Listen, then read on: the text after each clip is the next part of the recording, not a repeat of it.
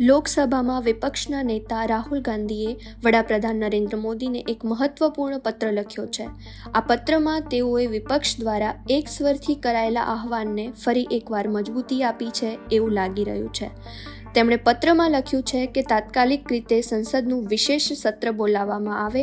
આ વિશેષ સત્રમાં તાજેતરમાં પહેલગામમાં થયેલા આતંકી હુમલા, ઓપરેશન સિંદૂર અને ભારત પાકિસ્તાન વચ્ચેના શસ્ત્ર વિરામ જેવા નિર્ણાયક મુદ્દાઓ પર ચર્ચા કરવી જરૂરી છે. વિશેષ વાત એ છે કે આ શસ્ત્ર વિરામની પહેલ પ્રથમ વખત યુએસએના રાષ્ટ્રપતિ ટ્રમ્પ દ્વારા કરવામાં આવી હતી. આ માત્ર રાષ્ટ્રીય સુરક્ષાનો મુદ્દો નહીં, પણ લોકોના વિશ્વાસ અને દેશની અખંડિતતા સાથે જોડાયેલ મુદ્દો છે. રાહુલ ગાંધી અને સમગ્ર વિપક્ષની માંગ છે કે દેશના લોકોના પ્રશ્નો અને ચિંતાઓની ચર્ચા સંસદમાં થવી જોઈએ. હવે દેશ રાહ જોઈ રહ્યો છે કે વડાપ્રધાન શું નિર્ણય લેશે. વધુ માહિતી માટે જોડાયેલા રહો.